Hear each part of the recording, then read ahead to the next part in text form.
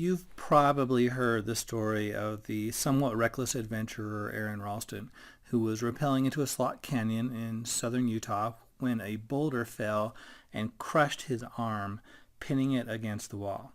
He struggled futilely to break free for 5.5 days, and then he faced a rather grim choice.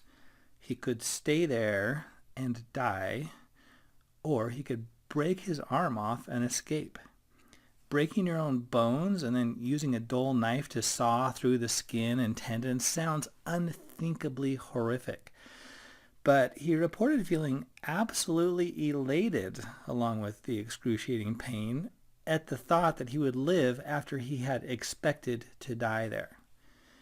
Now let's discuss what this has to do with motivation and how you can apply this story to help you accomplish the horrible things you have to do in your daily life.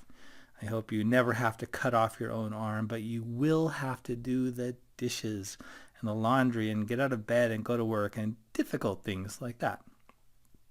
What makes these things so hard to do sometimes? It's because they sound unpleasant and uncomfortable. It's that simple.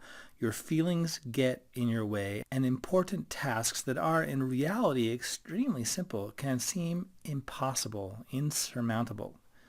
Your brain is wired to help you survive, and that somehow includes avoiding discomfort, even when it makes no sense, even when those uncomfortable activities would make your life infinitely better and more comfortable than avoiding them. The part of your brain that controls emotions and pushes away from discomfort, however, luckily, is not very smart, so it's up to you and your conscious mind to outsmart it. One very simple way to do that is to use the tool of comparison. Your subconscious brain compares things all the time. It's wired to. That's how it sees the world. It's like the concept of yin and yang, where you don't know whether something is big or small until you compare it to something else that's bigger or smaller. Likewise, you don't know whether some task is tolerable or excruciating until you compare it to something else you could be doing. The marketers know this, and some stores mark items up before putting them on sale. It sure looks like a good deal at 10% off. You'd be a fool not to buy one. Next time you watch a movie, notice how the protagonist wouldn't seem nearly as cool or whatever if there wasn't a less cool actor to compare them to. Without comparison, everything would seem average, normal.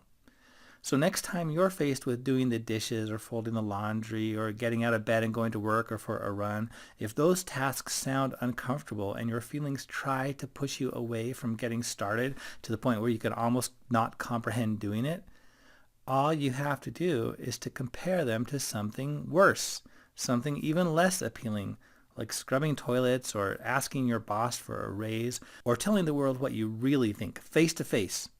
And suddenly, folding laundry will sound like a downright fun and pleasant activity.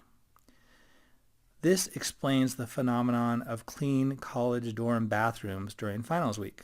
Students may have ignored and put off cleaning the bathroom, but when faced with the stressful task of beginning their term paper that they have also procrastinated all semester long, it suddenly seems like a really good time to clean.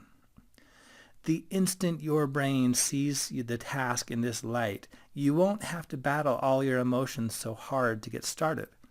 This is an example of reducing resistance.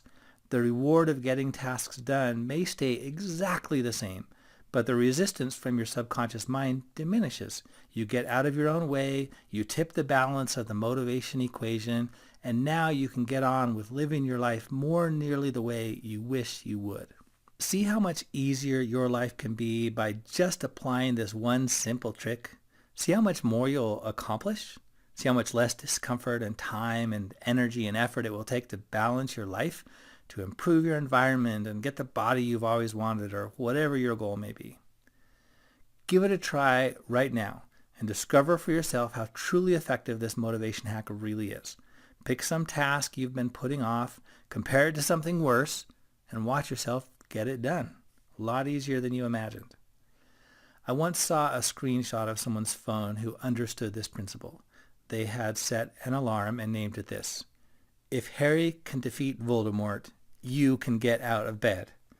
Suddenly, Getting up sounds like a much smaller, easier task. It would be inexcusable not to just do it. Comparison is a very powerful tool. I recommend that you make a list of the most distasteful things you have to do, so when you need to get something else done, you can pretend to decide to do something from your list, which makes the first task seem that much more enjoyable. On the other hand, I should warn you that comparison can work against you as much as for you. If you're faced with going to work or doing chores and all you can think about is going to the beach or taking a nap or playing video games, then those more appealing activities are making the task at hand seem even more unpleasant. In other words, you're undermining your motivation. You're pitting your subconscious mind against your conscious wishes. You're making your life harder than it has to be. So don't do that. Think about vacation and food and everything you would rather be doing later, not now.